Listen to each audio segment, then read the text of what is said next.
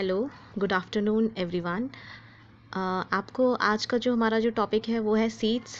तो हम सीड के बारे में आज पढ़ेंगे। तो सबसे इम्पॉर्टेंट है इसमें कि जो सीड होता है वो फाइनल प्रोडक्ट होता है सेक्सुअल रिप्रोडक्शन का। जैसे पता है फ्यूजन होता है मेल एंड फीमेल गैमेट का, जाइगोट बनता है, जाइगोट से एम्ब्रियो बनता है, एम्ब्रियो एक सीड के अंदर रहता है। तो जो सीड है वो हमारा फाइनल प्रोडक्ट होता है सेक्सुअल रिप्रोडक्शन का। सीड को हम फर्टिलाइज्ड ओव्यूल भी कह सकते हैं। जब डेफिनेशन आती है तो उसमें आप लिख सकते हैं सीड को हम फर्टिलाइज्ड ओव्यूल भी बोलते हैं। सीड्स जो होते हैं वो फ्रूट के अंदर होते हैं। जैसे कोई भी फ्रूट ले लें आप, जैसे आपने मैंगो ही ले लिया, तो ये फ्रूट है आपके पास और इसके अंदर आपको सीड मिलेगा। और इसी सीड को जब आप मिट्टी या ज़मीन में डालेंगे, ग्राउंड में डालेंगे, तो उसमें से नए प्लांट्स जो होंगे वो निकलना शुरू हो जाएंगे। तो जो सीड होता है वो फर्टिलाइज्ड ओव्यूल है। पहले फ्लावर में ये ओव्यूल था, अब ये फ्रूट में आने के बाद फर्टिलाइज्ड हो गया, तो इसे हम फर्टिलाइज्ड ओव्यूल भी बोल सकते हैं। तो सीड जो होता है उसमें तीन चीज़ें होती हैं। सीड कोट होता है, पहला सीड कोट, दूसरा कॉटिलेडन, तीसरा एम्ब्रियोनल एक्सेस। सीड कोट जो है वो एक भी हो सकते हैं और दो भी हो सकते हैं, इसलिए यहाँ पे ब्रैकेट में एस लगाया हुआ है। सेम एज जो कॉटिलेडन है वो एक भी हो सकते हैं, दो भी हो सकते हैं। अगर एक है तो मोनोकॉट होगा और अगर दो हैं तो आपके पास डाइकॉट होगा। जैसे अगर आप किसी मटर या चना या आप ग्राउंड नट को तोड़ते हैं तो उसमें आपको इस टाइप से दो उसके पार्ट्स मिल जाते हैं, इनको ही हम कॉटिलेडन्स बोलते हैं। वहीं मोनोकॉट, जैसे आपके पास राइस है, वीट है, उसमें लाइन तो होती है लेकिन वो दो पार्ट्स में डिवाइड नहीं होता है, इसीलिए वो मोनोकॉट है। तो जिसमें एक कॉटिलेडन है वो आपके पास मोनोकॉट हो गया, जिसमें दो कॉटिलेडन्स हैं वो आपके पास डाइकॉट हो जाता है। तो हमारे पास सीड में तीन चीज़ें होती हैं: seed coat, cotyledon, embryonal axis. Next आते हैं सीड। दो टाइप्स के होते हैं। ये तो मिल गया हमें सीड के पार्ट्स में या सीड क्या चीज़ को कंसिस्ट करता है। नेक्स्ट आता है टाइप्स ऑफ सीड्स। तो टाइप्स में हमारे पास दो टाइप के होते हैं। एक होते हैं नॉन एल्ब्यूमिनस और एक्स एल्ब्यूमिनस, और एक होता है सिंपली एल्ब्यूमिनस। तो इन दोनों में क्या डिफरेंस है? इसमें आपके पास जिसमें एंडोस्पर्म कम्प्लीटली कंज्यूम हो जाता है, यानी कि कुछ नहीं बचता, उन्हें हम नॉन एल्ब्यूमिनस कहते हैं। नॉन और एल्ब्यूमिनस, आप इसको इमेजिन कर लो। एल्ब्यूमिनस का मतलब होता है एंडोस्पर्म, नॉन का मतलब है नहीं। तो जिसमें एंडोस्पर्म नहीं होता है, अब नहीं है इसका मतलब है सारा यूज़ हो चुका है, तभी कोई चीज़ नहीं बची है। तो जिसमें एंडोस्पर्म नहीं होता है उसे हम नॉन एल्ब्यूमिनस कहते हैं। जिसमें एंडोस्पर्म होता है उसे हम एल्ब्यूमिनस कहते हैं।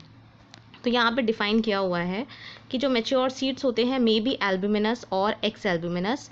Non albuminous seeds have no residual of endosperm, यानी कि नॉन एल्ब्यूमिनस में कोई एंडोस्पर्म नहीं होता है। और नहीं है इसका मतलब वो कम्प्लीटली यूज़ हो चुका है। It is completely use during the embryo development, example pea and groundnut. तो ये तो डिफरेंस, ये तो हो गया आपके पास नॉन एल्ब्यूमिनस की डेफिनेशन। अगर मैं बताऊँ तो ये हो गया आपके पास नॉन, इसमें भी एक एक्स्ट्रा वर्ड है, और एक्स, इसमें भी एक एक्स्ट्रा वर्ड है, यानी कि इनमें एंडोस्पर्म नहीं है, नो एंडोस्पर्म। ठीक है, इसके अंदर एंडोस्पर्म नहीं है, इसका मतलब है जब है ही नहीं इसका मतलब सारा यूज़ कर लिया है, कम्प्लीटली यूज़। तो ये आपका कम्प्लीटली यूज़ हो चुका है। और इसके एग्जाम्पल हो गए ग्राउंड नट और पी हो गया आपके पास, और ग्राउंड नट हो गया। नेक्स्ट आता है एल्ब्यूमिनस। एल्ब्यूमिनस का मतलब है उसमें एंडोस्पर्म है, यानी कि कम्प्लीटली कंज्यूम नहीं हुआ है, और उसका एग्जाम्पल हो गया कैस्टर। तो ये दोनों में डिफरेंस है एल्ब्यूमिनस और नॉन एल्ब्यूमिनस में। एल्ब्यूमिनस आपको यहाँ से मिल जाएगा, and albuminous seeds retain a part of endosperm. इनके अंदर एंडोस्पर्म होता है, इसका मतलब it is not completely consume. Example हो गया है वीट, मेज, बार्ले, कैस्टर। तो क्लियर हो गया होगा ये एल्ब्यूमिनस और नॉन एल्ब्यूमिनस का कॉन्सेप्ट। सिर्फ नॉन एल्ब्यूमिनस के साथ याद रखना है नो एंडोस्पर्म। नो एंडोस्पर्म यानी कि जो आपके पास सारा एंडोस्पर्म यूज़ हो चुका है, क्योंकि बचा इसीलिए नहीं है क्योंकि सारा यूज़ हो गया है। और इसका एग्जाम्पल हो गया पी और ग्राउंड नट। तो ये तीन चीज़ें आप नॉन एल्ब्यूमिनस के साथ याद कर लीजिए, इसका उल्टा एल्ब्यूमिनस है। तो ये वाला टॉपिक क्लियर हो गया होगा। अब हमने पीछे पढ़ा था, अगर याद ना हो तो मैं एक बार ऐसे बता देती हूँ। ये आपके पास ओव्यूल का डायग्राम था, ऐसे करके। ओके, तो ये फ्यूनिकल था, ये माइक्रोपाइलर एंड था, ये इंटेग्यूमेंट्स थे, आउटर इंटेग्यूमेंट और इनर इंटेग्यूमेंट। ये वाली जो स्पेस थी, अगर मैं आपको दूसरे कलर से बताती हूँ, वेट, ये आपका डायग्राम था, और ये वाली जो स्पेस थी, ये वाली स्पेस, इस स्पेस को हम न्यूसेलस कहते थे। ये आपकी न्यूसेलस थी और यहाँ पे इंटेग्यूमेंट्स थे।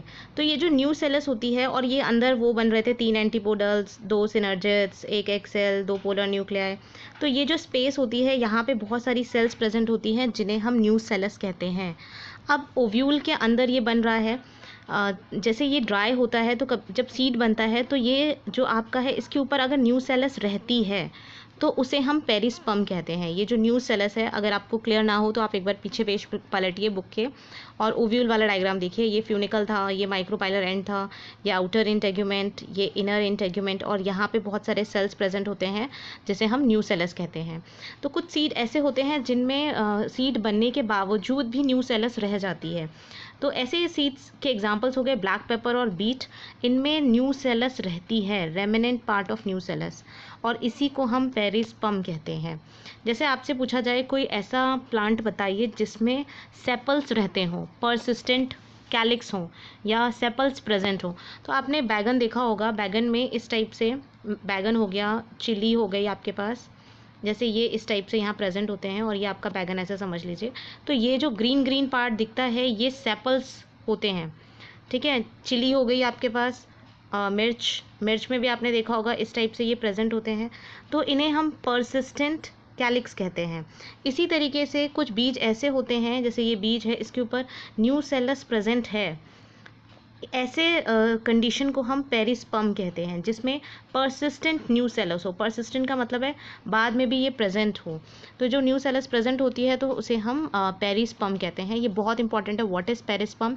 एग्जाम में ज़रूर पूछते हैं कि पेरिस्पर्म क्या होती है, तो आपको बताना है कि पेरिस्पर्म वो कंडीशन होती है जिसमें कि न्यूसेलस जो होती है वो प्रेजेंट होती है, या सिंपली लिख सकते हैं persistent nucellus is known as perisperm. और इसके एग्जाम्पल हैं ब्लैक पेपर और बीट। ये बहुत इंपॉर्टेंट है और एग्ज़ाम में ज़रूर आएगा। नेक्स्ट आता है, अभी हमने पढ़ा इंटेग्यूमेंट्स जो थे वो कवरिंग में कन्वर्ट हो जाते हैं। जैसे आपके पास ये ओव्यूल का डायग्राम था, डायग्राम बहुत अच्छा नहीं बन रहा है इस टाइप से। तो ये जो आउटर इंटेग्यूमेंट और इनर इंटेग्यूमेंट है, ये सीड की कवरिंग का काम करेगा। जो सीड की कवरिंग का काम करेगा वही इसकी प्रोटेक्टिव लेयर बन जाएंगी। तो यहाँ पे लिखा हुआ है इंटेग्यूमेंट ऑफ ओव्यूल्स। ये जो मैंने ऐसे ऐसे इंटेग्यूमेंट्स बनाए थे और बीच में ये एम्ब्रियो सेक था। तो ये जो इंटेग्यूमेंट्स हैं ये हार्ड हो जाते हैं और टफ कवरिंग करके ये कोट की तरह काम करते हैं, सीड कोट की तरह। और इसमें बाहर वाले को टेस्टा और अंदर वाले को टेगमेन कहते हैं। जो आउटर है वो टेस्टा में कन्वर्ट हो जाती है और अंदर वाली टेगमेन में कन्वर्ट हो जाती है। नेक्स्ट आता है जो माइक्रोपाइल होता है, वो एक स्मॉल छोटा सा पोर होता है सीड कोट में, और जिससे कि एयर, ऑक्सीजन, वाटर, ये सारी चीज़ें अंदर आती हैं। फिर से बताना पड़ेगा अगर, तो ये हो गया आपके पास माइक्रोपाइल एंड। इस माइक्रोपाइल को आप सीड में देखेंगे तो कभी कभी आपको एक छोटा सा बीच में आपको छोटा सा छेद नज़र आता है। इसी छेद से, इसी पोर से ऑक्सीजन जाती है, वाटर जाता है, ये सारी चीज़ें इसी से जाती हैं और सीड को सारा एयर और वाटर मिल जाता है। तो जो सीड्स होते हैं वो जनरली ड्राई हो जाते हैं। जैसे आप चने की दाल देखेंगे या चना देखेंगे कितने टाइट होते हैं, उसको पानी में भिगोना पड़ता है खाना बनाने के टाइम पे। वैसे ही जो सीड्स होते हैं उन्हें ज़मीन में डालना पड़ता है। जब उन्हें प्रॉपर मॉइस्चर मिलता है, प्रॉपर एयर मिलती है, तब वो जाके जर्मिनेट करते हैं। तो जो सीड्स होते हैं वो जनरली ड्राई होते हैं। 10 से 15% उनका मॉइस्चर जो होता है कम हो जाता है, बहुत कम मॉइस्चर उनमें प्रेजेंट होता है। 10 से 15% ही मॉइस्चर उनके अंदर प्रेजेंट होता है, बाकी सारा मॉइस्चर गायब हो जाता है। अगर मॉइस्चर प्रेजेंट होगा तो सीड खराब हो जाएंगे क्योंकि फंगस लग जाएगा। तो सीड जो होते हैं वो ड्राई होते हैं जनरली। इनकी मेटाबॉलिक एक्टिविटी स्लो डाउन हो जाती है क्योंकि इन्हें कुछ नहीं करना होता। जब ये ज़मीन में डाले जाते हैं तब जब इन्हें ऑक्सीजन, वाटर प्रॉपर मिलेगा, तब जाके इनकी मेटाबॉलिक एक्टिविटी स्टार्ट होगी। तो जब तक सीड को कुछ सीड ऐसे होते हैं, जैसे आपने आज कोई सीड को डाला और वो जर्मिनेट नहीं कर रहा है, बारिश का मौसम भी आ गया है, उसके बाद वो जर्मिनेट कर रहा है। तो कुछ सीड ऐसे होते हैं जो तुरंत जर्मिनेट नहीं करते हैं, वो एक इनएक्टिव पीरियड में चले जाते हैं, जिसे हम डॉर्मेंसी कहते हैं। तो डॉर्मेंसी एक इनएक्टिव पीरियड होता है जिसमें मेटाबॉलिक एक्टिविटी स्लो डाउन होती है, कोई काम नहीं कर रहा होता है सीड, और जब उसे प्रॉपर कंडीशन मिलती है तब वो एक्टिवेट होता है और तब वो जर्मिनेट करता है। तो डॉर्मेंसी एक अनफेवरेबल कंडीशन है या इनएक्टिव कंडीशन है जिसमें सीड जर्मिनेट तुरंत नहीं करता है। डॉर्मेंसी पीरियड ख़त्म होने के बाद ही सीड जर्मिनेट करता है। तो यहाँ लास्ट लाइन में लिखा है कि फेवरेबल कंडीशंस अवेलेबल हों, जैसे कि मॉइस्चर, वाटर, स्वीटेबल टेम्परेचर, तब जाके वो जर्मिनेट करेंगे। तो डॉर्मेंसी का मतलब हो गया इनएक्टिव कंडीशन। ये डॉर्मेंसी जो है इसका मतलब हो गया आपके पास इनएक्टिव कंडीशन, जिसमें वो जर्मिनेट नहीं कर रहा है, वो जर्मिनेट बाद में करेगा जब उसे सारी कंडीशन सुइटेबल मिल जाएंगी। अब हमारे पास आता है पेरिकार्प। पेरिकार्प होती है, जैसे हमने पढ़ा कि ओवरी है वो फ्रूट में कन्वर्ट हो रही है, ठीक है, जो फ्लावर की स्टिग्मा, स्टाइल, ओवरी, ये लास्ट का पोर्शन जो ओवरी था यही फ्रूट बन रहा है।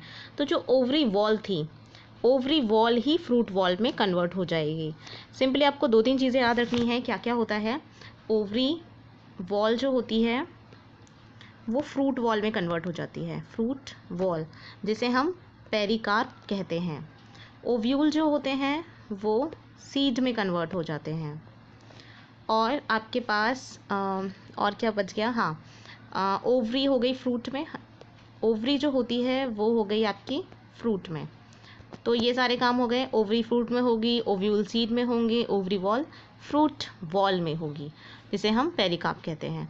तो यही चीज़ इन्होंने बताई है कि ट्रांसफॉर्मेशन होता है ओव्यूल का सीड में, ओवरी का फ्रूट में, और ओवरी वॉल का फ्रूट वॉल में। तो 3 काम हो गए, पहला, दूसरा और तीसरा। तो ये सारे काम होते हैं जब फ्रूट बनता है। और ओवरी वॉल को ही हम पेरिकार्प कहते हैं। ये फ्लैशी हो सकती है, मतलब थोड़ी सॉफ्ट हो सकती है, जैसे गुआवा आपने खाया होगा, ऑरेंज, मैंगो, उसकी आउटर कवरिंग सॉफ्ट होती है। और वहीं पे कुछ की ड्राई भी हो सकती है, जैसे ग्राउंड नट की आपने कवरिंग देखी होगी, या मस्टर्ड हो गया, इनकी जो कवरिंग होती है वो बहुत ज़्यादा ड्राई हो जाती है। तो ये जो वॉल है पेरिकार्प, ये कभी कभी ड्राई भी होती है, कभी कभी ये फ्लैशी भी होती है। नेक्स्ट आता है कुछ सीड्स होते हैं डिफरेंट मैकेनिज्म अडॉप्ट करते हैं डिस्पर्जल के लिए। जैसे कुछ सीड जो होते हैं उनमें, जैसे ये कोई फली है, जैसे आपने मटर की फलियाँ, बहुत सारी फलियाँ देखी होंगी, जितनी भी दालें होती हैं वो सब फली के अंदर होती हैं। तो ये जो पॉड होता है, इस फली को पॉड कहते हैं, ये जब ड्राई होती है ये अपने आप फटने लगती है। अगर आपने कभी ब्लैक ग्राम, जैसे आपने उड़द सुना होगा, उड़द की अगर आप दाल देखेंगे, उसकी जो फलियाँ होती हैं वो ऐसी पतली पतली होती हैं, और जब ये ड्राई होने लगती है अपने आप टूटने लगती हैं, और इसमें से जो सीड्स होते हैं वो बाहर निकल आते हैं। तो इन्होंने एक मैकेनिज्म अपना रखा है कि वॉल जो होगी वो ड्राई होगी और ये अपने आप ही गर्मी में टूट के नीचे गिरने लगेंगे, और जिससे सीड डिस्पर्जल अच्छे से होने लगेगा। ऐसे एक और प्लांट होता है, उसका नाम इम्पिटेंस करके कुछ होता है। वो प्लांट के जो, अगर जैसे ही आप उसके सीड को, इस टाइप से उसके सीड्स होते हैं, जैसे ही आप इसे प्रेस करेंगे, हल्का सा आपने इसको यहाँ से प्रेस किया, ये कर्ल होके फट जाता है और इसके जो सारे सीड्स होते हैं वो बाहर निकल जाते हैं। तो ये कुछ स्पेशल मैकेनिज़्म होते हैं। किसी किसी में ब्लास्टिंग मैकेनिज़्म है कि कोई सीड को आपने हल्का सा भी प्रेस किया या धूप लगी तो इसमें से वो फट जाएगा और इसमें से सारे जो सीड्स हैं वो बाहर निकल जाएंगे। तो नेचर में बहुत सारे तरीके होते हैं जिससे कि वो डिस्पर्जल ऑफ सीड को करवा सकते हैं। तो इससे सीड ईजिली एक जगह से दूसरी जगह पहुँच जाता है। नेक्स्ट है आपके पास फ्रूट। फ्रूट भी आपके पास 2 टाइप के होते हैं। एक होते हैं आपके पास ट्रू फ्रूट, और एक होते हैं आपके पास फॉल्स फ्रूट। ट्रू फ्रूट में ओवरी ही फ्रूट बनती है, खाली ओवरी। फॉल्स फ्रूट में ओवरी के साथ, ये वर्ड बहुत ज़रूरी है, ओवरी के साथ बाकी जो पार्ट्स होते हैं वो भी फ्रूट बनाने में मदद करते हैं। ये नहीं बोलना है कि बाकी के पार्ट्स ओवरी बनाते हैं, तो आपका आंसर गलत हो जाएगा। आपको बोलना है ओवरी के साथ बाकी के पार्ट्स भी फ्रूट बनाने में मदद करते हैं। अब ये होता क्या है ट्रू फ्रूट, जैसे ये मान लीजिए स्टिग्मा है, ये स्टाइल हो गया और ये ओवरी हो गई। किसी प्लांट में खाली ओवरी ने ही फ्रूट बनाया, जो ओवरी थी इसी ने ही खाली फ्रूट बनाया, तो ऐसे फ्रूट्स को हम ट्रू फ्रूट्स कहेंगे। जैसे कि मैंगो हो गया आपके पास, या बाकी के और भी जितने भी हो गए, मैंगो हो गया और गुआवा हो गया, ये सारे जो होते हैं ये ट्रू फ्रूट्स होते हैं, क्योंकि इसमें खाली ओवरी ही फ्रूट बना रही होती है। लेकिन कभी कभी क्या होता है, जैसे ये स्टिग्मा हो गया, ये स्टाइल हो गई और ये ओवरी हो गई, इसमें ये इसके पेटल्स हो गए और नीचे ये डंडा सा जो हो गया इसको थैलेमस कहते हैं। कभी कभी क्या होता है, फ्रूट बनाने में ये सब यूज़ हो जाते हैं। मान लीजिए स्टिग्मा भी हो गया या सेपल हो गया या थैलेमस हो गया, कोई भी चीज़ यूज़ हो गई, ओवरी के साथ कोई और भी पार्ट, जैसे यहाँ पे थैलेमस को हमने यूज़ किया, तो ओवरी प्लस थैलेमस अगर कोई फ्रूट बना रहा है तो ऐसे फ्रूट्स को हम फॉल्स फ्रूट कहेंगे। आपको जान के हैरानी होगी कि एप्पल एक फॉल्स फ्रूट है, स्ट्रॉबेरी, कैश्यू, ये सारे फॉल्स फ्रूट हैं। यानी कि एप्पल में हम सिर्फ ओवरी नहीं खाते हैं, एप्पल का हम थैलेमस भी खाते हैं, यानी कि जो फूल के टाइम पे जो डंडा था वो भी आप खा रहे हैं एज अ एप्पल। तो एप्पल एक फॉल्स फ्रूट है। तो ये भी 1 मार्क में कभी कभी पूछते हैं, डिफरेंस बिटवीन ट्रू फ्रूट और फॉल्स फ्रूट। तो ट्रू फ्रूट में आपको लिखना है, ट्रू वो होते हैं जिसमें खाली ओवरी से फ्रूट बनता है, फॉल्स वो होते हैं जिसमें ओवरी प्लस अदर पार्ट्स भी फ्रूट बनाने में मदद करते हैं। इसका एग्जांपल आप मैंगो लिख सकते हैं, इसका एग्जांपल आप एप्पल, कैश्यू और आपके पास स्ट्रॉबेरी लिख सकते हैं। तो इजी है ट्रू फ्रूट और फॉल्स फ्रूट। अगले पेज में आपको डायग्राम भी मिल जाएगा, तो आपको क्लियर हो जाएगा कौन से ट्रू फ्रूट्स हैं, कौन से फॉल्स फ्रूट हैं। अगला टॉपिक है हमारे पास पार्थेनोकार्पिक फ्रूट्स। पार्थेनोकार्पिक फ्रूट्स वो होते हैं जो विदाउट फर्टिलाइजेशन से डेवलप होते हैं। आजकल हम लोग इतने एडवांस हो गए हैं कि हमने बहुत सारे मेथड्स डेवलप कर लिए हैं। हम सीड भी बना लेते हैं विदाउट फर्टिलाइजेशन, हम फ्रूट भी बना लेते हैं विदाउट फर्टिलाइजेशन। तो पार्थेनोकार्पिक फ्रूट वो वाले होते हैं फ्रूट जो विदाउट फर्टिलाइजेशन से डेवलप होते हैं। अब कुछ बच्चे गलत करते हैं, वो है पार्थिनोजेनेसिस और पार्थिनोकार्पिक। तो जब भी कार्पिक वर्ड आता है वहाँ पर आपको फ्रूट वाली कहानी लिखनी है कि फ्रूट जो विदाउट फर्टिलाइजेशन से डेवलप होते हैं उन्हें हम पार्थिनोकार्पिक कहते हैं। जब भी पार्थिनोजेनेसिस पूछा जाए, जेनेसिस ये एनिमल के केसेस में है, जब भी कोई एनिमल विदाउट फर्टिलाइजेशन डेवलप हो उसे हम पार्थिनोजेनेसिस कहते हैं। तो आपको कंफ्यूज नहीं करना है पार्थोजेनेसिस और पार्थिनोकार्पिक फ्रूट में। जनरली बच्चे उल्टा सीधा लिख देते हैं, इसकी कहानी इसमें, इसकी कहानी इसमें, लेकिन ऐसा नहीं करना है। जब पार्थेनोजेनेसिस पूछा जाए तो आपको बताना है कि ऑर्गेनिज्म डेवलप विदाउट फर्टिलाइजेशन, और पार्थेनोकार्पिक बोला जाए तो आपको लिखना है फ्रूट डेवलप विदाउट फर्टिलाइजेशन।